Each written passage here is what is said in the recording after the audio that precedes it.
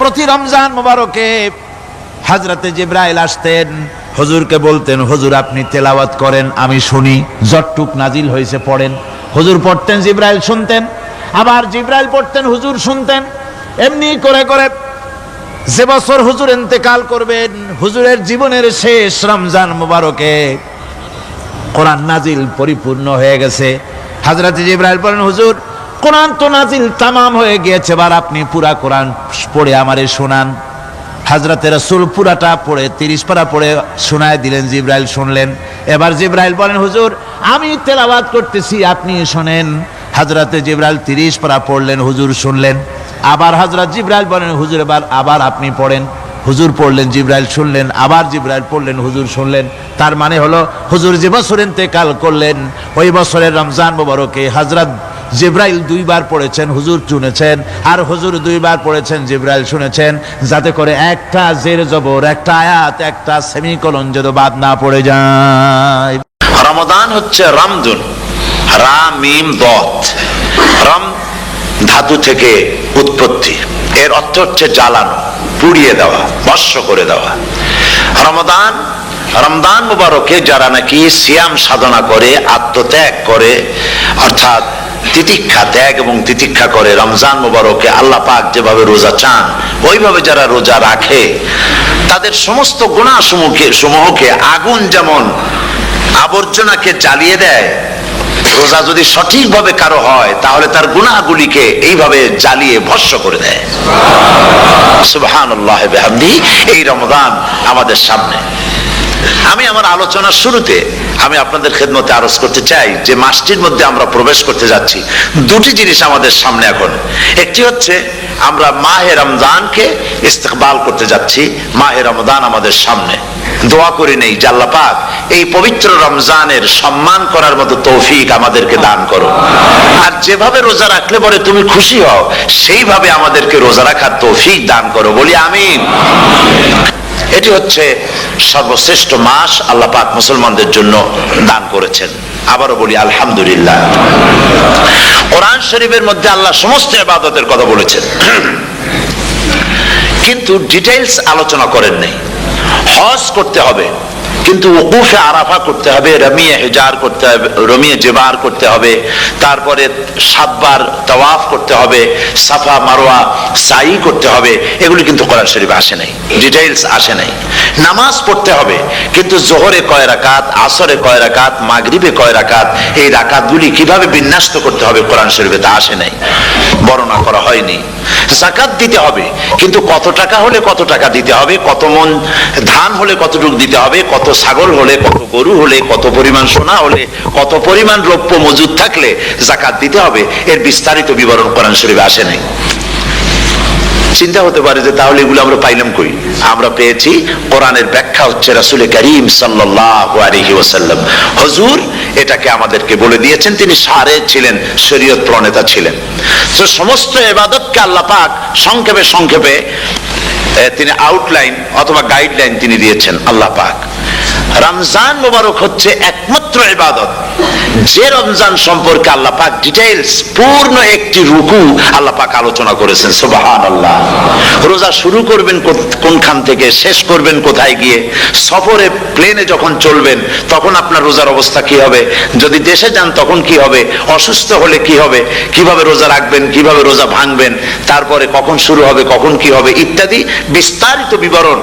রোজার মতো করে এত অন্য কোন ইবাদতের ব্যাপারে আল্লাহ এতটা বলেন নাই যতটা বলেছেন রোজার ব্যাপারে। তাহলে নিশ্চয়ই বুঝতে পারছেন রোজাটা অত্যন্ত গুরুত্বপূর্ণ ইবাদত। সবটাই গুরুত্বপূর্ণ, কিন্তু রোজাটা আল্লাহর কাছে বেশি গুরুত্বপূর্ণ। সুবহানাল্লাহ।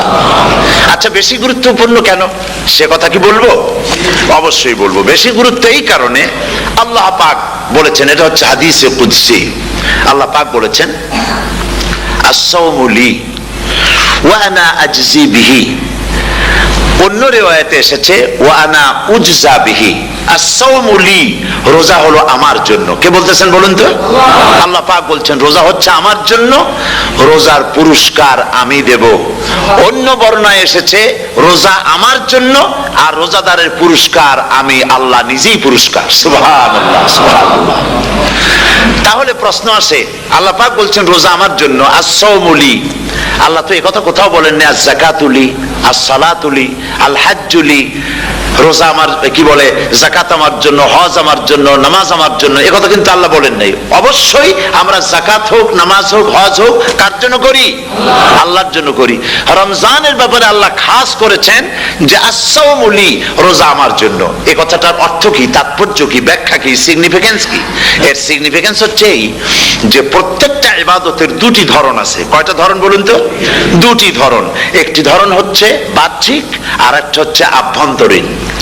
প্রত্যেকটা ইবাদতের দুটি দিক আছে, একটা মানুষকে দেখানো আর একটা ভেতরের। যেমন নামাজ, একটি লোক নামাজ পড়ে না, কিন্তু এমন একটা সমাবেশের মধ্যে পড়ে গেছে, সবাই নামাজ পড়ে। এখন আমি যদি নামাজ না পড়ি তাহলে লোকে বলবে কি? তখন উজু আছে কি না আছে দাঁড়ায় গেল আল্লাহু আকবার। তাহলে দেখা গেল নামাজ আল্লাহর জন্য পড়ে, আবার মানুষের জন্য দেখাবার জন্য করে। যাকাত এটা দেয় মানুষে, তার নিয়তটাকে আল্লাহ পাক ভালো জানেন। কিন্তু কিছু লোক তেমন আছে, যাকাতের নামে লুঙ্গি, আমাদের দেশে আছে, এখানে কি করে আমি জানি না, লুঙ্গি শাড়ি কিনে তারপরে বাড়িতে সব জমা করে এরপরে গরিবদের দাওয়াত দেয় এবং সকলকে দেখায় এভাবে লুঙ্গি দিল, শাড়ি দিল, লোকেরা দেখলো যে যাকাত দিল, খুব যাকাত দিয়েছে। কোরবানির ব্যাপারে এভাবে বিরাট একটা গরু কিনলো, কিনে মানুষকে দেখাইলো। চট্টগ্রামে আছে সবচেয়ে বড় দামের গরু একটা কিনে গরুর গলায় মালা একটা পরাইয়া তারপরে শহর ঘুরায়। এখন অবশ্য এটা কমে গেছে আগের থেকে অনেক। মানুষ দেখুক যে অমুকে এই গরুটা কোরবানি করেছে। এটা কি কোরবানির জন্য হলো না মানুষকে দেখাবার জন্য হলো? হজ, টাকা আছে, লোকেরা বলবো কি যে এত টাকার মালিক তাও হজে যায় না, সুতরাং যাই একটু হজ করে আসি। তাহলে হজ করা গেল, আবার মানুষকে দেখাবার জন্য করলো। দুটি জিনিস আছে। কিন্তু একমাত্র রোজা যদি কেউ রাখে মানুষকে দেখাবার জন্য, সকাল থেকে শুরু করে সন্ধ্যা পর্যন্ত না খাইয়া কোনো পাগলও থাকবে না। বলেন আপনারা ঠিক কিনা? সে তো মানুষকে দেখাবার জন্য দাঁত পরিষ্কার করে নিল, আর দুপুরে ভাত খাই নিল, বউতেও টের পাইল না। পারবে কিনা? পারবে। টয়লেটে গিয়ে খাই নিল ভালো করে, কোন একটা আড়াল জায়গা নিয়ে খেয়ে গেল, বাচ্চাও দেখলো না, বউতেও দেখলো না, খেয়ে নিল। তাহলে সে তো রোজা রাখলো না।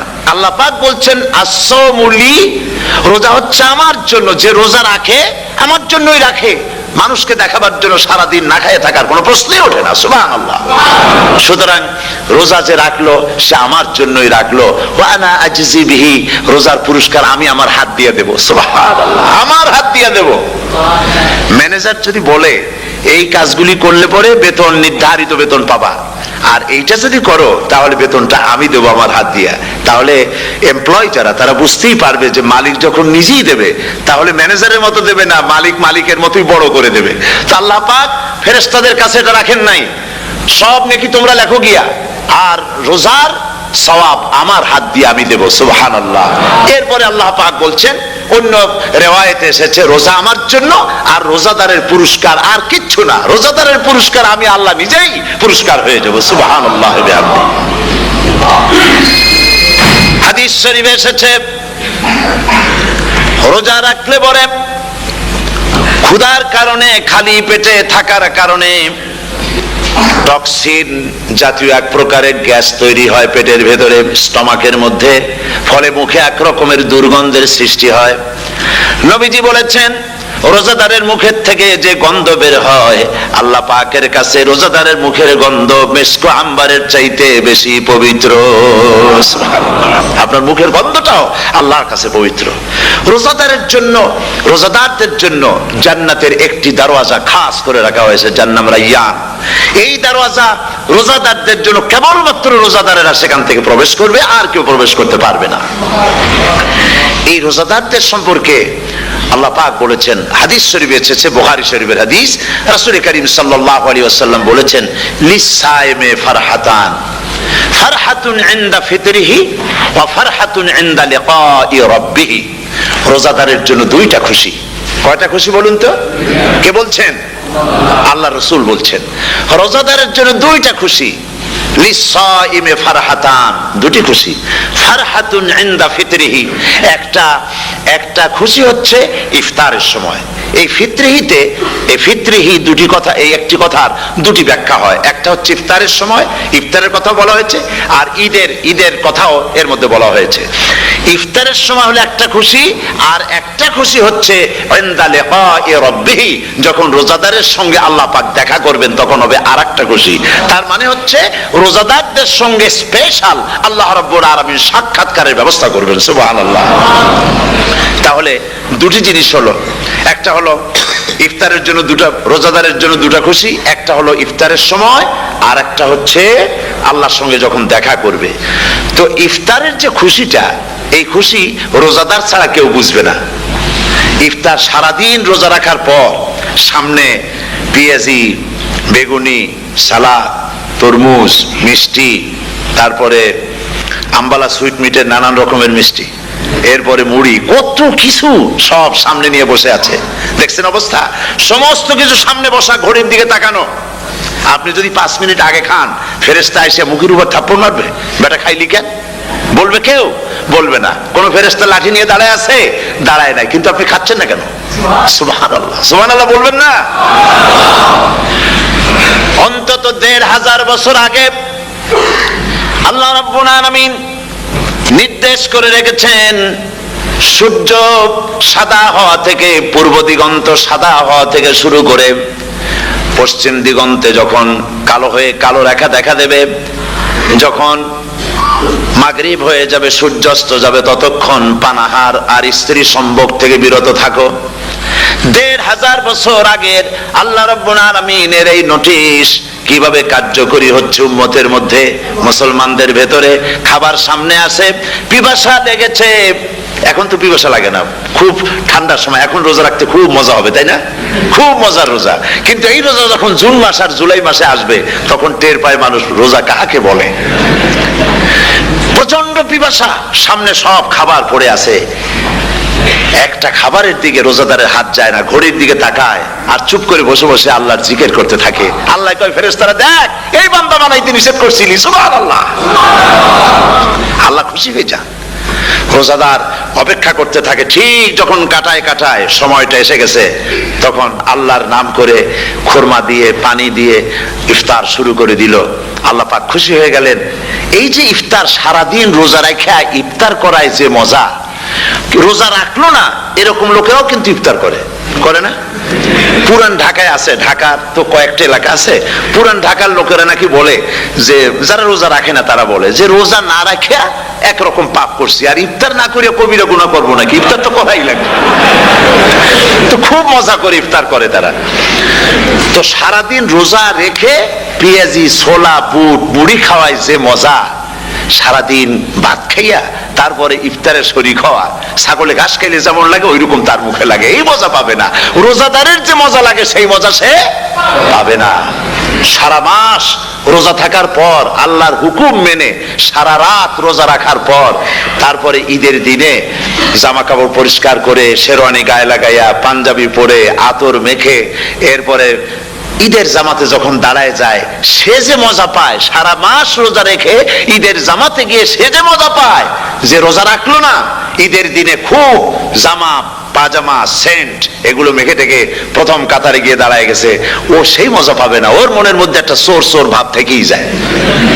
সে মনে মনে ভাবে, এই জামাত আমার না, জোর করে আসছি, এইখানে দাঁড়াবার যোগ্যতা আমার নাই। মনের মধ্যে সে একটা অপরাধী ফিল করে, সে ফিল করতে থাকে। সুতরাং রোজাদারের জন্য দুইটা খুশি, একটা হচ্ছে ইফতারের সময়, আর একটা খুশি হবে যখন আল্লাহ তাদেরকে দেখা দেবেন। সুবহানাল্লাহ। এই রোজা আল্লাহ পাক দান করেছেন। আচ্ছা, কি জন্য রোজা আমাদের দিলেন? এই জন্য দিয়েছেন যে একটা মাস পৃথিবীর মুসলমানরা না খেয়ে থাকুক দিনের বেলায়, ওই না খেয়ে থাকার যে খাবারগুলি বাঁচবে, এগুলি আল্লাহ অন্য কোন এলাকার মানুষদের খাওয়াবেন নাকি? এই জন্য করেছেন রোজা, এই জন্য করেন নাই। রোজার ফজিলত আল্লাহর নবী বলেছেন, রমজান মুবারকের এত ফজিলত, মানুষ যখন কোন ইবাদত করে, আল্লাহ পাক সেই ইবাদতের নেক আমলের সওয়াব 10 থেকে শুরু করে 700 পর্যন্ত বাড়ায় দেন। 10 থেকে শুরু করে 700 বাড়ায় দেন, ইল্লা সওম, রোজা ছাড়া। নবীজি বলেছেন রমজান মুবারকে কেউ যদি একটি নফল কাজ আদায় করে, একটি নফল ইবাদত করে, অন্য মাসের একটি ফরজ আদায় করার সওয়াব আল্লাহ পাক নামায় আমলে দিয়ে দিবেন। রমজান মুবারকে কেউ যদি একটি ফরজ আদায় করে, অন্য মাসের 70টি ফরজ আদায় করার মতো সওয়াব আমল নামায় আল্লাহ দিয়ে দিবেন। সুবহানাল্লাহ। এই মাস আমাদের সামনে। আল্লাহু আকবার বলি, আল্লাহু আকবার বলি, আলহামদুলিল্লাহ। এই পবিত্র মাস আমাদের সামনে। এই মাসে এত সওয়াব, নফল হয় ফরজের মতো, আর ফরজ হয় 70টা ফরজের মতো। এত সওয়াব কেন হইল? আমরা না খেয়ে থাকি সেই জন্য নাকি? বলতে পারেন কেন হলো? একটি কারণ, শাহরু রমাদান আল্লাযী উনজিলা ফীহিল কুরআন। সুবহানাল্লাহ বলবেন না? এই রমজান মাস হচ্ছে সেই মাস যে মাসে আল্লাহ রাব্বুল আলামিন কোরআনে কারীমকে নাজিল করেছেন। এই মাসের মধ্যে একটি রাত আছে, খায়রুম মিন আলফি শাহর, যে রাতটি 1000 মাসের চাইতে বেশি গুরুত্বপূর্ণ আল্লাহর কাছে। সুবহানাল্লাহ। একটি রাত 1000 মাসের চাইতে গুরুত্বপূর্ণ। 1000 মাস ক্যালকুলেটর দিয়ে হিসাব করলে দেখা যায় যে 1000 মাসে 83 বছর 4 মাস হয়। তাহলে তার অর্থ কি এই যে একটানা 83 বছর 4 মাস ইবাদত করলে যে সওয়াব হবে, এই রাত্রে ইবাদত করলে সেই সওয়াব হবে? হতে পারে, এরকম হতে পারে, কিন্তু ব্যাখ্যাটা কি? ব্যাখ্যাটা হচ্ছে এই, আরবিতে আলফুন শব্দ দিয়ে 1000 বোঝানো হয় না। আরবিতে যখন আলফুন বলা হয় তাহলে বোঝা যায় সংখ্যাধিক্য, বিপুল সংখ্যা, হাজার হাজার হাজার হাজার, থাউজেন্ডস এন্ড থাউজেন্ডস। এইটাকে বোঝাবার জন্য আরবিতে ব্যবহার করা হয় আলফুন, হাজার হাজার। তাহলে আল্লাহ কি বুঝাতে চাচ্ছেন? আল্লাহ রাব্বুল আলামিন তিনি আয়াত দ্বারা বুঝাতে চান, এর ব্যাখ্যা হচ্ছে এই পৃথিবীর মানবতার কল্যাণের জন্য, এই পৃথিবীর মানুষের ভালাইয়ের জন্য, মঙ্গলের জন্য হাজার হাজার মাস ধরে এই পৃথিবীর মানুষের যে কল্যাণ হয় নাই, এই রমজান মুবারকে একটা রাত আছে যেই রাতে আল্লাহ রাব্বুল আলামিন মানবতার সেই কল্যাণ করেছেন। সেই কল্যাণ কি দিয়ে করেছেন? শাহরু রমাদান আল্লাযী উনজিলা ফীহিল কোরআন, কোরআন নাজিল করে পৃথিবীর মানুষকে সেই কল্যাণ আল্লাহ দিয়েছেন। সুবহানাল্লাহ। বন্ধুগণ, কোরআন, কোরআন কি নিয়ামত আমাদের কাছে! সেই নিয়ামতকে আমরা চিনলাম না, আমরা বুঝতে পারলাম না কত বড় নিয়ামত আল্লাহ আমাদের দান করেছেন। এই কোরআন যেন আপনি শুনতে পারেন, পড়তে পারেন, বুঝতে পারেন, সেই জন্য আল্লাহ রাব্বুল আলামিন শরিয়াত কি সুন্দর ব্যবস্থা করেছে। কোরআন শোনার জন্য রমজান মুবারকে তারাবিহের নামাজের ব্যবস্থা করা হয়েছে। সুবহানাল্লাহ, সুবহানাল্লাহ। যারা সব সময় পড়তে পারেন না, কোরআন তেলাওয়াত জানেন না, অথবা সারা বছরও এক খতম কোরআন শরীফ পড়া হয় না, শরিয়াত কি সুন্দর বিধান করলো যে আপনি যেন 30 পারা কোরআন শরীফ শুনতে পারেন। এই ব্যবস্থা তারাবিহের নামাজের মধ্যে শরিয়াত করে দিয়েছে। আলহামদুলিল্লাহ, আলহামদুলিল্লাহ। যাদের টাকা কড়ি আছে আমি তাদেরকে অনুরোধ করব, যদি পারেন তাহলে মেহেরবানি করে রমজান মুবারকে উমরা পালন করবেন। আমি উমরার নিয়ত করেই এসেছি, ঢাকা থেকে উমরার নিয়ত করেই এসেছি, আপনাদেরকে দেখে গেলাম। আর আমি এখান থেকে ডাইরেক্ট মদিনা মুনাওয়ারায় চলে যাব ইনশাআল্লাহ। লাইলাতুল কদর পর্যন্ত হারামাইন শরীফাইনে কাটাতে চাই, নিয়ত করেছি। আপনারা দোয়া করুন আল্লাহ যেন কবুল করেন। কি মজা যখন আপনি হারামাইন শরীফাইনে যখন তেলাওয়াত শুনবেন, আপনার কাছে মনে হবে যেন কোরআন শরীফ নাজিল হতেছে। সুবহানাল্লাহ। সেখানে তো নামাজের পরে হাত তুলে মোনাজাত করা হয় না, শুধুমাত্র রমজান মুবারকে বেতেরের নামাজের মধ্যে ইমাম সাহেব হাত তুলে মোনাজাত করেন। গত বছর রমজান মুবারকের লাইলাতুল কদরে আমি ছিলাম, গত কয়েক বছর ধরে আল্লাহ যাওয়ার তৌফিক দিয়েছেন দয়া করে। সেখানে লাইলাতুল কদরে পত্রিকাগুলি লিখেছে 30 লাখের উপরে লোক ছিল মক্কা শরীফের, হারাম শরীফে 30 লাখের উপরে। যখন তেলাওয়াত হচ্ছে, মোনাজাত করতেছেন ইমাম সাহেব কাঁপতেছেন, মোনাজাত করতেছেন, কাঁদতেছেন, আর গোটা হারাম জুড়ে কান্নার রোল পড়ে গিয়েছে। কিভাবে কাঁদতেছেন! সারাদিন মানুষ রোজা রেখে তারপর তারপর ইফতার করতে যখন বসে, আমি সেই জান্নাতের কথা কেমনে আপনাদের বুঝাবো? রসগোল্লা কেমন লাগে বক্তৃতা দিয়ে 6 ঘন্টা বক্তৃতা দিয়েও বোঝানো যাবে না। যদি মুখের মধ্যে ঢুকাইতে পারি তাহলে বুঝবেন যে মজাটা কি। এটা তো আমি বুঝাইতে পারবো না কি মজাটা লাগে। সারাদিন রোজা রাখার পর সমস্ত লক্ষ লক্ষ মুসল্লিরা বসে আছে মক্কা শরীফে, কাবা শরীফ সামনে, এখানে বসে আছে। রোজাদারের সামনে আছে জমজমের পানি আর মদিনা মুনাওয়ারার খুরমা।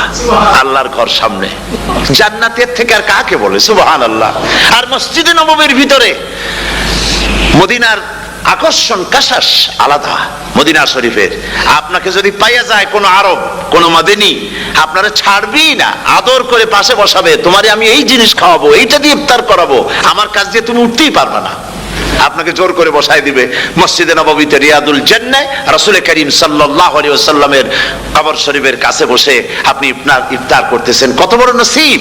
সেই জন্য আমি বলি, হলিডে করার জন্য আমেরিকা, সিঙ্গাপুর, হাবিজাবি এই সমস্ত ঘুরে কোনো লাভ নাই। হলিডে করতে চান, রমজান মুবারকে চলে যান হারামাইনুশ শরীফাইন, মদিনা আল মুনাওয়ারা, মক্কা আল মুকাররমা। কপাল খুলে যাবে, জিন্দেগীর সমস্ত গুনাহ খাতা আল্লাহ পাক maaf করে দিবেন। রাসূল করিম সাল্লাল্লাহু আলাইহি ওয়াসাল্লাম বলেছেন, রমজান মুবারকে যে উমরা করলো সেজন্য হজ আদায় করলো। সুবহানাল্লাহ। অন্য রিওয়ায়াতে এসেছে, যে ব্যক্তি রমজান মুবারকে উমরা করলো সেজন্য আমার সাথে হজ আদায় করলো। সুবহানাল্লাহ বিহামদিহি। তো বলতেছিলাম যে কোরআনে কারীম হচ্ছে একটি বিরাট নিয়ামত। এই নিয়ামত শোনানো হয় রমজান মুবারকে। আমি এবার এসে খুব খুশি হলাম একথা শুনে যে ইস্ট লন্ডন মসজিদ তারা একটা ব্যবস্থা করেছে, সুন্দর একটা রেডিও তারা আবিষ্কার করেছে। না কি করছেন আপনারা? ট্রান্সমিটার তৈরি করেছেন। ওনারা ওখানে রেডিও বিক্রি করেন। আপনারা বহুটা খরচ করেছেন, তারা হাজার হাজার পাউন্ড খরচ করে টাওয়ার বানিয়েছেন এবং একটা ফ্রিকোয়েন্সি তারা নিজেরা নিয়েছেন, আর রেডিওগুলি 125 পাউন্ড করে ওনারা দিচ্ছেন খরচ হিসেবে। এটা যারা নিয়ে যায় ঘরের মধ্যে বসে তারাবিহের তেলাওয়াত তারা শুনতে পাবেন। মহিলারা অনেক সময় আসতে পারেন না, মহিলারা ঘরে বসে শুনতে পারবেন।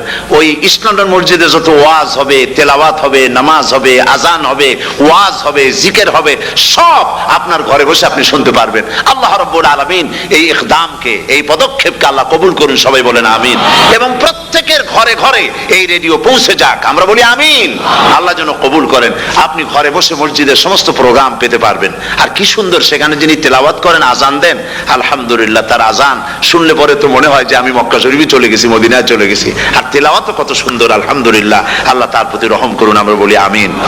সুতরাং বলতেছিলাম যে এই পবিত্র রমজানুল মুবারক, এটি হচ্ছে, এটি কি জিনিসটা, কি জিনিসটা বোঝাবার জন্য আমি বলি, যেমন এই ঘড়িটা এটা কেনার পর 2-1 বছর পর এটা ফাস্ট হয় অথবা কি হয়, স্লো হয়ে যায়।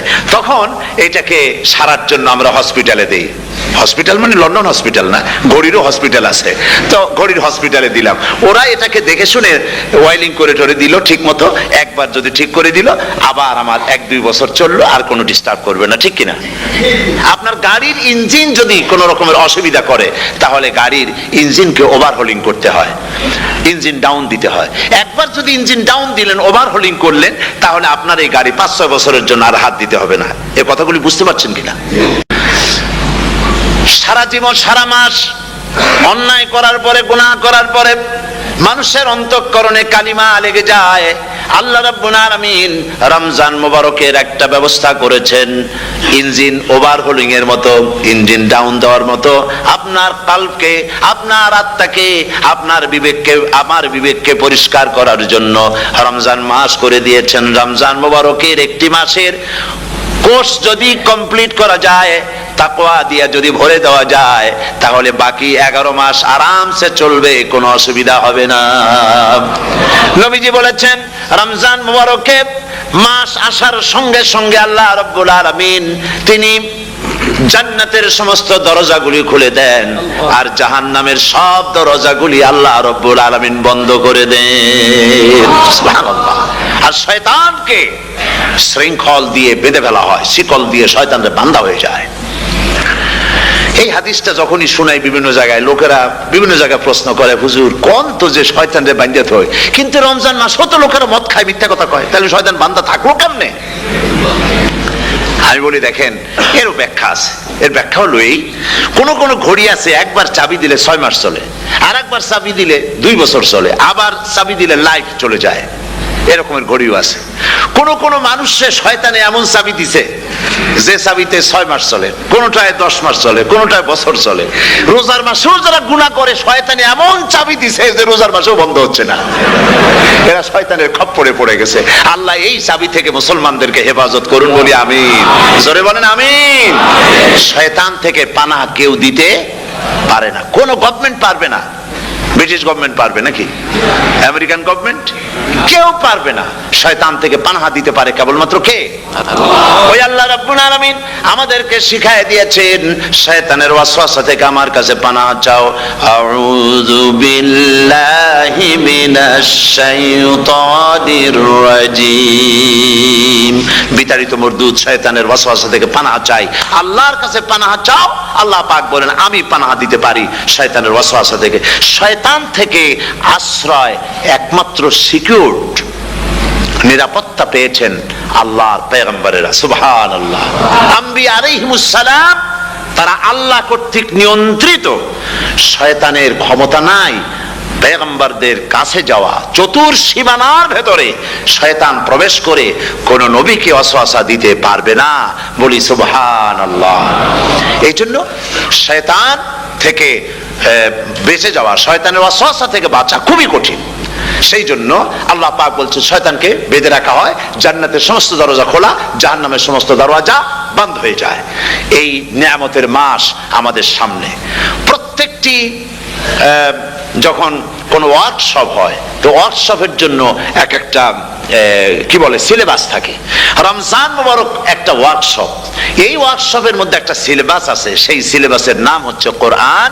কোরআন কোরআন কোরআন নাজিলের মাসে আমরা কি কোরআন তেলাওয়াত করি? বলেন। রোজা হচ্ছে, হাদিস শরীফের মধ্যে বলা হয়েছে আস-সাওমু জুন্নাহ, রোজা হচ্ছে ঢাল। রোজা কি কন্ত? ঢাল। বোঝেন তো ঢাল কি? প্রোটেক্টর। আপনি জিহাদের ময়দানে, যুদ্ধের ময়দানে নিরাপত্তার জন্য, বাইরের থেকে আক্রমণকে ফিরাবার জন্য কি ব্যবহার করেন? ঢাল ব্যবহার করেন। রোজা হচ্ছে ঢাল। শয়তানের সমস্ত আক্রমণ থেকে বাঁচার জন্য রোজা হচ্ছে ঢাল। রোজার দিনে কেউ যদি আপনার সাথে ঝগড়া করে তাহলে রাসূল বলেছেন তুমি বলো, তুমি ঝগড়ায় প্রবৃত্ত হবে না। তোমার সাথে যদি কেউ ঝগড়া করে তুমি বলবে ইন্নী সাইম, আমি রোজাদার। আমি তোমার মতো ঝগড়া করতে আমিও পারি, আমি তোমার মতো গালাগালি দিতে পারি, কিন্তু আমি দেব না, ঝগড়াও করব না, গালিও দেব না, মারামারিও করব না, কারণ আমি রোজাদার। সুবহানাল্লাহ। রোজা আপনাকে গুনাহ থেকে বাঁচায় দেবে। দেখেন রোজা কিভাবে গুনাহ থেকে বাঁচায়। মিথ্যেবাদী, মিথ্যেবাদী সারাক্ষণ মিথ্যে কথা বলে, কিন্তু রোজার মাস আসছে। এখন মিথ্যাবাদী যারা, তাদের ঘনিষ্ঠ লোকদের কাছে শুনেছি যে তারা বলে যদি কোনো লোক দিনের বেলা এসে যায় আর এমন কথা, যে কথা বলতে গেলে মিথ্যা বলা ছাড়া উপায় নাই তার জন্য, সে তখন বলে ভাই তুমি তো অসময় আসছো, এখন আমি খুব ব্যস্ত, আই এম ভেরি বিজি, তুমি রাত্রে আসো। কথা বুঝতে পেরেছেন তো? রোজা হচ্ছে কি? রোজাটা কি বলে? ঢাল। কোন মেয়ে লোকের দিকে চোখ পড়লো, আহা আমি তো রোজাদার, চোখকে সাথে সাথে নিচে নামায় ফেললো। গানের আওয়াজ আসলো, আমি তো রোজাদার, সে গানটা শুনলো না। কাজী সমস্ত গুনাহ থেকে বাঁচার জন্য রোজা একটা বিরাট হাতিয়ার। সুবহানাল্লাহ। এই মাসে আল্লাহ রাব্বুল আলামিন এই মাসটা, এই রোজাটা কেন দিয়েছেন? লাআল্লাকুম তাত্তাকুন। ইয়া আইয়ুহাল্লাযীনা আমানু কুতিবা আলাইকুমুস সিয়ামু কামা কুতিবা আলাল্লাযীনা মিন ক্বাবলিকুম লাআল্লাকুম তাত্তাকুন। হে বিশ্বাসীরা, তোমরা যারা ঈমান এনেছো শোনো, আমি রোজাকে তোমাদের জন্য ফরজ করেছি যেমন করে ফরজ করেছিলাম তোমাদের পূর্বপুরুষদের উপরে। রোজা শুধু আমাদের উপরে ফরজ হয়েছে তা না, আমাদের আগে যারা যেসব নবীরা আসছিলেন তাদের উপর রোজা কি ছিল? ফরজ ছিল। সুতরাং এই রোজা তোমাদের উপরে ফরজ। এই জন্য লাআল্লাকুম তাত্তাকুন, যাতে করে তোমরা কি হতে পারো? পরেজগার হতে পারো। কি হতে পারো? পরেজগার, মুত্তাকি হতে পারো, আল্লাহকে ভয় করতে পারো। একমাত্র আল্লাহর ভয় মানুষকে ভালো বানাতে পারে। একটা মানুষ জান্নাতে যাওয়ার জন্য, জাহান্নাম থেকে বাঁচার জন্য একটা জিনিস, কয়টা জিনিস বলেন? একটি জিনিস যদি ভেতরে থাকে তাহলে সমস্ত গুনাহ থেকে বাঁচতে পারে। আর একটি জিনিস যদি না থাকে তাহলে এমন কোনো কাজ নাই পৃথিবীতে যা সে করতে পারে না। সেই কাজটার নাম কি? তাকওয়া। সবাই বলেন কাজটার নাম কি? তাকওয়া।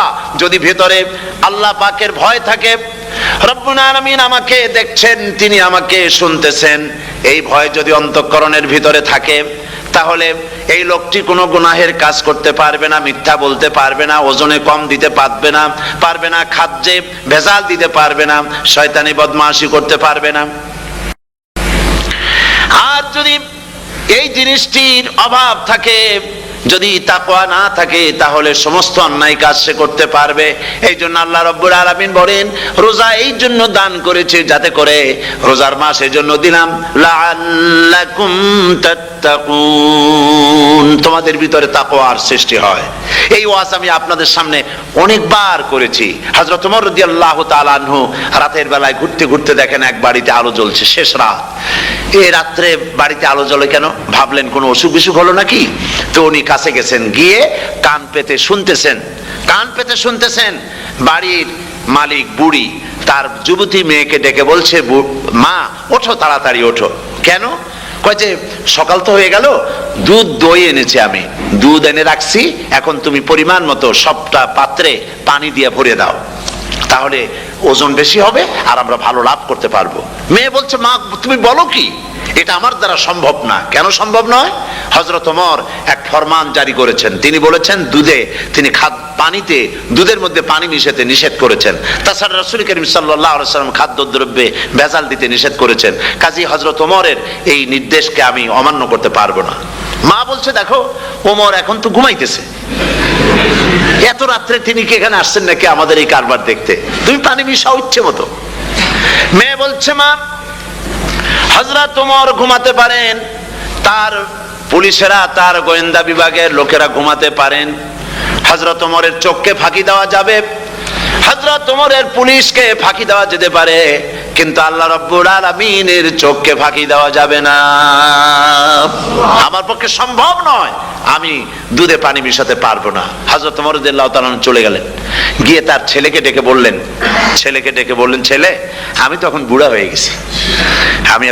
গেছি, আমার বিয়ের বয়স নাই, আমি একটা মেয়ের খোঁজ নিয়ে আসছি, যদি আমার বয়স থাকতো এই মেয়েটার আমি বিয়ে করতাম। সুবহানাল্লাহ, সুবহানাল্লাহ। তো এই মেয়েটা তুমি খোঁজ নাও, যদি বিয়ে না হয়ে থাকে তুমি প্রস্তাব দাও বিবাহের। কি সৌন্দর্য তিনি দেখলেন মেয়েটার মধ্যে, স্বাস্থ্য, রূপ, যৌবন, কি দেখলেন? তাকওয়া। জোরে বলেন না, কি দেখলেন? তাকওয়া। এই তাকওয়া তিনি দেখলেন। এই তাকওয়ার উপরে ভিত্তি করে আমিরুল মুমিনিন, অর্ধেকটা পৃথিবীর প্রেসিডেন্ট, খলিফাতুল মুসলিমিন, আমিরুল মুমিনিন হযরত ওমর তার ছেলের জন্য পুত্রবধূ করে তাকে ঘরে নিয়ে আসলেন। সুবহানাল্লাহ। ফায়দা কি হলো? ফায়দা এই হলো, এই মেয়ের গর্ভে যে মেয়ে হলো, সেই মেয়ের গর্ভে যে মেয়ে হলো, সেই মেয়ের গর্ভে ফারুকে সানি হযরত ওমর ইবনে আব্দুল আজিজ রাহমাতুল্লাহ আলাইহির মতো ফারুকে সানি আল্লাহ দান করে দিলেন। সুবহানাল্লাহ বিহামদি। এটা নাম হচ্ছে তাকওয়া। এই তাকওয়ার ব্যাপারে হযরত ওমর রাদিয়াল্লাহু তাআলা আনহু তিনি হযরত কাব বিন উবাই রাদিয়াল্লাহু তাআলা আনহুকে জিজ্ঞেস করেছিলেন যে তাকওয়ার একটা ব্যাখ্যা আপনি কি আমাকে বলতে পারেন, তাকওয়ার ব্যাখ্যাটা কি? তিনি বললেন, হ্যাঁ পারি। কি ব্যাখ্যা? তিনি বললেন যে দেখুন, তাকওয়ার ব্যাখ্যা হচ্ছে এই যে সংকীর্ণ একটি রাস্তা, সরু ন্যারো একটা রোড, এই ন্যারো রোডের দুই দিকে আছে কাঁটাযুক্ত লতা পাতা, এই কাঁটাযুক্ত লতা পাতার মধ্য দিয়ে এই সরু রাস্তা দিয়ে আপনি যখন যাবেন তো কিভাবে যাবেন? হযরত ওমর বললেন, আমার জামা কাপড় এইভাবে খুব আটোসাটো করে আমরা যাব, যাতে করে গায়ের চামড়াও না ছেড়ে আমার জামাও যাতে না ছেড়ে যায়। হযরত কাব বিন উবাই রাদিয়াল্লাহু তাআলা আনহু বলছেন, এটার নামই হচ্ছে তাকওয়া। এটার নাম কি? তাকওয়া। এটার নাম হচ্ছে তাকওয়া। দুনিয়ার অসংখ্য পাপের ভেতর থেকে আপনি চলে যাবেন, পাপ যেন আপনাকে স্পর্শ করতে না পারে। এটার নাম তাকওয়া। বাইন মাছ নিশ্চয়ই খেয়েছেন আপনারা, না লন্ডনে পাওয়া যায় না? পাওয়া যায়। এই বাইন মাছ যারা খেয়েছেন আপনারা, আমি জানি না আপনারা জানেন কিনা, বাইন মাছ কোথায় থাকে? পানিতে থাকে না কাদায় থাকে? মাশাআল্লাহ, বাইন মাছ থাকে কাদার মধ্যে। কিন্তু এই বাইন মাছ যারা ধরেছে তাদের মুখে শুনেছি আমি যে বাইন মাছ থাকে কাদায়, ওকে যখন ধরে টেনে বের করায় কাদার মধ্য থেকে এক ফোঁটা কাদা ওর গায়ে নাই। এই কলুষিত সমাজ, পাপে ভরপুর, গ্রেট ব্রিটেন, আমেরিকা, পাশ্চাত্য, আমাদের দেশ, সর্বত্র পাপ আর পাপ। এই পাপের মধ্যে বাইন মাছ শুধু খাইয়েন না, ওর কাছ থেকে শিক্ষাও গ্রহণ করেন। ও যেমন কাদার মধ্যে থাকে, কাদা ওর গায়ে লাগে না, আপনিও এই সমাজের মধ্যে আপনি আপনার কাজ চালিয়ে যান, পাপ যেন আপনাকে স্পর্শ না করে। আল্লাহ যেন পাপের থেকে আমাদের বাঁচান। আমরা বলি আমিন, সবাই বলেন আমিন। এটা নাম হচ্ছে তাকওয়া।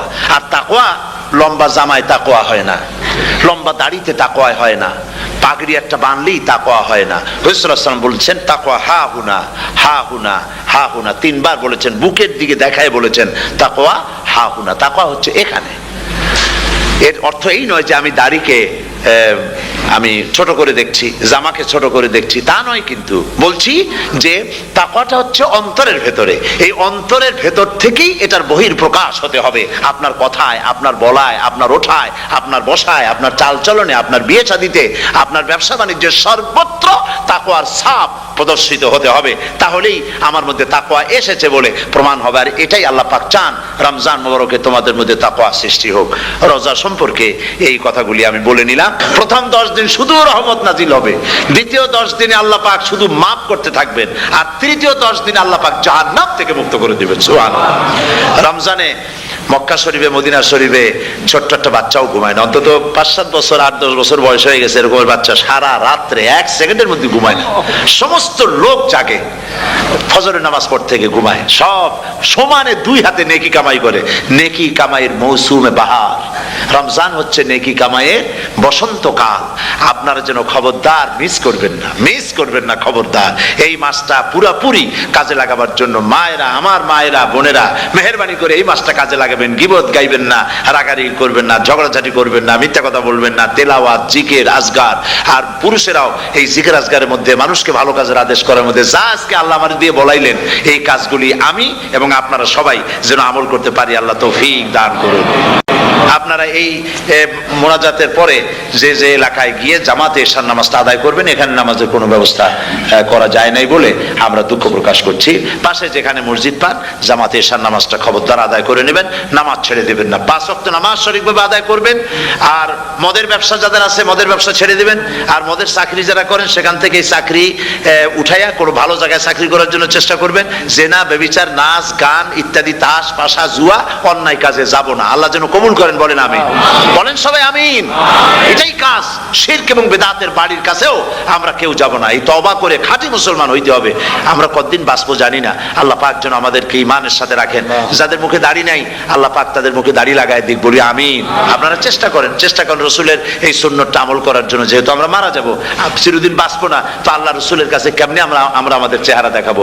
জামায়, দাড়িতে, টুপিতে, পর্দায়, মেয়ে লোকদের পর্দা করার মধ্যে, সবটার মধ্যে রাসূলুল্লাহর সুন্নত যেন আমরা আমল করতে পারি। আল্লাহ যেন তৌফিক দেন। আল্লাহুম্মা আমিন।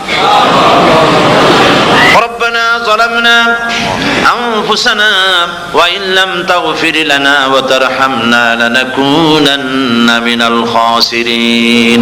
সবাই পড়েন ربنا ظلمنا أنفسنا وإن لم تغفر لنا وترحمنا لنكونن من الخاسرين।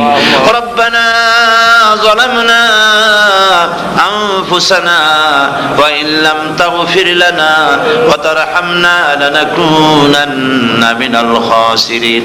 রব্বুল আলামিন প্রচন্ড ঠান্ডাকে উপেক্ষা করে হাজার হাজার নারী পুরুষ স্টেপনি গ্রিন স্কুলে আল্লাহ তোমার কোরআন শোনার জন্য, তোমার নবীর হাদিস শোনার জন্য দীর্ঘক্ষণ বসে আছেন।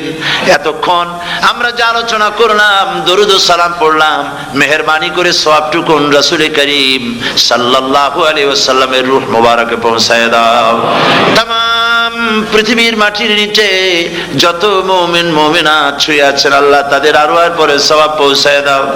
রব্বুল আলামিন আমরা সবাই মিলে আজকে দোয়া করি, আমাদের মধ্য থেকে আমাদের আব্বা জান আর আমাদের মা যাদের মারা গেছে, কবরগুলিকে জান্নাতের টুকরায় পরিণত করে দাও।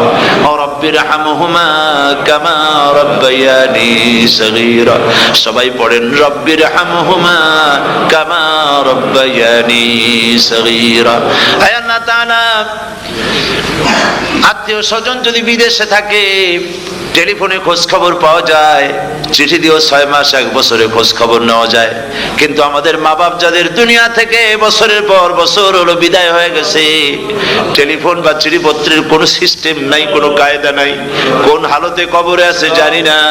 আল্লাহ তুমি দয়া করে আমাদের বাপ জান যাদের মারা গেছে, আল্লাহ কবরটারে বেহেশত বানাইয়া দাও। রব্বুল আলামিন জনম দুঃখিনী মা, আমাদের মা যাদের মারা গেছে, 10টা মাস পেটের মধ্যে থেকে মাকে হাঁটু দিয়ে, পাও দিয়ে, মাথা দিয়ে, গুতা দিয়ে কষ্ট দিয়েছি। আবার মা ডেলিভারিতে নিদারুণ কষ্ট করেছেন, যা মা ছাড়া কেউ বুঝবে না। এরপরে 2.5 বছর পর্যন্ত মায়ের বুকের দুধ চুষে চুষে খেয়ে মাকে বিরক্ত করেছি, পেশাব পায়খানা করে মাকে কষ্ট দিয়েছি। আল্লাহ তাআলা, আমাদের মা বাপ অনেকেরই গরিব ছিল, খাট নাই, বিছানা নাই, তোষক ছিল না, কোন রকম করে আল্লাহ তাআলা বিছানায় শোয়া থাকতো, পেশাব করে, ছেলে মেয়ে পেশাব করে বিছানা ভিজায় দিয়েছে। মা নিজে আঁচলটা ভিজা আঁচলের উপরে শুয়ে ছেলেকে মেয়েকে বুকের উপরে করে সারাটা রাত কাটায় দিয়েছে। এই মা যার দুনিয়া থেকে বিদায় হয়ে গিয়েছে, আল্লাহ দয়া করে কবরটাকে জান্নাতের টুকরা বানাইয়া দাও। আল্লাহ তাআলা, আমাদের মা বাপ যাদের মারা গেছে তাদের উপর তোমার রহমত নাজিল করো। আমাদের দাদা দাদি, নানা নানি, আত্মীয় স্বজন, পাড়া প্রতিবেশী যারা মারা গেছে তাদের উপরে রহম করো। রব্বুল আলামিন, আল্লাহ তাআলা, আমরা যারা হাত তুলেছি, তোমার বান্দা বান্দিরা হাত তুলেছে, তুমি আরশে আজিম থেকে একটু তাকায় দেখো। আমরা কোন রাজা বাদশার কাছে হাত তুলি নাই, আমরা কোন প্রধানমন্ত্রী প্রেসিডেন্টের কাছে হাত তুলি নাই, কোন পীর বুজুর্গের কাছে হাত তুলি নাই। আমরা হাত তুলেছি শাহানশাহ রব্বুল আলামিনের দরবারে। রব্বুল আলামিন, আমরা যতগুলি লোক হাত তুলেছি এর মধ্যে জিনাকার থাকতে পারে, মদখোর থাকতে পারে, বেনামাজি থাকতে পারে, সুদখোর থাকতে পারে। আল্লাহ, কত রকমের গুনাহ করে আমরা হাত তুলেছি। আল্লাহ, তুমি যদি দয়া করে আজকে আমাদের এই লোকগুলি কি তোমার বান্দা বান্দি গুলারে যদি মাফ করে দাও, আকাশের জমিনে এমন কেউ নাই যার কাছে তোমার জন্য কৈফিয়ত দেওয়া লাগে। রব্বুল আলামিন, দয়া করে আমাদের জিন্দেগির গুনাহ মাফ করে দাও। আল্লাহ তাআলা, আমার মা বোনেরা কষ্ট করে এই ঠান্ডাকে উপেক্ষা করে যারা এসেছেন, আল্লাহ তুমি মা বোনদের হায়াত দারাজ করে দাও, মা বোনদেরকে পর্দায় থাকার তৌফিক দিয়ে দাও। আয় আল্লাহ, মা বোনদের এমন জীবন যাপন করার তৌফিক দাও যাতে করে কিয়ামতে হযরত আয়েশা, হযরত খাদিজা, হযরত ফাতেমার সঙ্গে হাসর নসিব হয়ে যায়। আল্লাহ, যে সমস্ত মা বোনদের বিয়ে হয়েছে, বাচ্চা হয় নাই, আল্লাহ তুমি তাদেরকে নিঃসন্তানীকে বাচ্চা দিয়ে দাও। যাদের মেয়ে বড় হয়েছে, বিয়ে দিতে পারে না, বিয়ের বন্দোবস্ত করে দাও। রব্বুল আলামিন, মা বোনদের যাদের রোগ আছে, ব্যাধি আছে, আল্লাহ দয়া করে সব অসুখ মাফ করে দাও। আল্লাহ, আমরা যারা হাত তুলেছি, ঋণগ্রস্তদের ঋণ পরিশোধের তৌফিক দান করে দাও। আল্লাহ তাআলা, অসুখ বিসুখ যাদের আছে মাফ করে দাও। যারা নাকি হালাল ব্যবসা করে, হালাল ব্যবসা বরকত দিয়ে দাও। হারাম ব্যবসা যারা করে, আল্লাহ মদের ব্যবসা যে হারাম ব্যবসা, তুমি মুসলমানদের মনের মধ্যে জাহান্নামের ভয় দিয়ে দাও। আল্লাহ, মদের ব্যবসার মতো জঘন্য ব্যবসা থেকে মুসলমানদের বাঁচাও। আল্লাহ, আল্লাহ রব্বুল আলামিন, জিনা থেকে বাঁচাও, সুদ থেকে বাঁচাও, ঘুষ থেকে বাঁচাও। এই পবিত্র রমজান মাস আসতেছে, কাদের তুমি মাফ করবে তুমি জানো। আল্লাহ, এই রমজানের বরকত থেকে আমরা যেন মাহরুম না হয়ে যাই। আল্লাহ, তোমার বান্দা বান্দি আমরা যারা হাত তুলেছি, এমন রোজা রাখার তৌফিক দাও যাতে তুমি খুশি হও বাবু। আমাদের কান্দার তৌফিক দাও, সেহরি ভালোভাবে সেহরি করা, তোমাকে খুশি করার জন্য ইফতার করা, তোমার খুশির জন্য রোজা রাখা, তেলাওয়াত করা, সেজদা দেওয়া, নামাজ পড়া, জিকির করা। আয় আল্লাহ তাআলা, এগুলি বেশি বেশি করে করার তৌফিক আমাদেরকে দান করে দাও। রব্বুল আলামিন, এই মাহফিলের ভিতরে বহু মানুষ আছে জীবনে কাবা শরীফ চোখে দেখে নাই, জীবনে তোমার হাবিবের রওজা চোখে দেখে নাই। আজকে একটা দোয়া করি তোমার কাছে, আমার মা বোনের আর ভাইরা যারা হাত তুলেছে, আল্লাহ তুমি দয়া করে মেহেরবানি করে জীবনে অন্তত একটা বার কাবা শরীফ চোখে দেখার তৌফিক দিয়ে দিও। রব্বুল আলামিন, বাংলাদেশ থেকে আমাদের হাজার হাজার লাখ লাখ মুসলমান নরনারী বিদেশে চাকরি করার জন্য, ব্যবসা করার জন্য এসেছে। আল্লাহ, চাকরি করতে এসে, ব্যবসা করতে এসে যেন ঈমান নষ্ট কারো না হয়। আল্লাহ, সকলের ঈমান মজবুত রাখার তৌফিক দান করে দাও। আয় আল্লাহ, তোমার কাছে একটা দোয়া করি, জাহান্নামের আগুন 3000 বছর বসে উত্তপ্ত করেছো, জাহান্নামের আগুনে আমরা জ্বলতে পারবো না বাবু। জাহান্নামের আগুন আমাদের জন্য হারাম করে দাও আল্লাহ। আল্লাহুম্মা আজিরনা মিনান নার। সকলে পড়েন আমার সাথে, আল্লাহুম্মা আজিরনা মিনান নার, আল্লাহুম্মা আজিরনা মিনান নার ওয়া আদখিলনাল জান্নাতা মাআল আবরার। আল্লাহ তাআলা, এই মানুষগুলি, এদের সাথে আমার কোনো আত্মীয়তার সম্পর্ক নেই, এদের সাথে আমার কোনো রক্তের সম্পর্ক নাই। এই মানুষগুলি, মা বোনেরা, ভাইয়েরা, আমাকে তারা ভালোবাসেন দ্বীনের জন্য, আমি তাদেরকে ভালোবাসি দ্বীনের জন্য। আল্লাহ, এই ভালোবাসা যেন দুনিয়ায় শেষ না হয়, এই ভালোবাসার দিয়ে যেন কিয়ামতের দিন আমরা এক জান্নাতে থাকতে পারি, এই তৌফিক তুমি আমাদেরকে দান করে দিও। আল্লাহ তাআলা तमाम পৃথিবীর মুসলমানদের উপরে তোমার রহমত নাজিল করো, বাংলাদেশের উপরে রহমত নাজিল করো, চেচনিয়া বসনিয়ার উপর রহম করো। আল্লাহ, চেচনিয়ার মুসলমানদের দেখার কেউ নাই তুমি ছাড়া বাবু, তুমি রক্ষা করো। রাশিয়াকে দুর্বল করে দাও, চেচনিয়ার মুসলমানদেরকে আজাদ করে দাও, কাশ্মীরকে আজাদ করে দাও, দুনিয়ার সমস্ত স্বাধীনতাকামী মুসলমানদেরকে স্বাধীন বানায় দাও। আল্লাহ তাআলা নতুন শতাব্দীতে মুসলমানদেরকে আর মেরো না আল্লাহ। আমরা বুঝতে পেরেছি আমরা নাফরমান, সেই জন্য তুমি রাগ করেছো, সেই জন্য তুমি আমাদের মারতেছো, কাফের দিয়ে মারতেছো। আল্লাহ, আল্লাহ তুমি আমাদেরকে মাফ করে দাও, নতুন শতাব্দীতে ইসলামের বিজয় দিয়ে দাও। আল্লাহ, বিজয়ের আমরা তো আশাও করতে পারি না, যেহেতু আমরা গুনাহগার। সাহাবায়ে কিরামদের সেই কোয়ালিটি আমাদের মধ্যে নাই। আল্লাহ, তুমি দয়া করে তোমার হাবিবের সাদকায় নতুন শতাব্দী, ইসলামের শতাব্দী আল্লাহ তুমি দয়া করে বানাই দিও আল্লাহ রব্বুল আলামিন। আমি জানি না কে কোন দুঃখ নিয়ে এখানে এসেছে, আমি সকলকে কয়েক সেকেন্ড ছেড়ে দিলাম, মাথা নিচু করে চক্ষু বন্ধ করে আল্লাহর কাছে আপনাদের মনের কথাটা বলেন, আল্লাহ পাক দোয়া কবুল করবেন ইনশাআল্লাহ।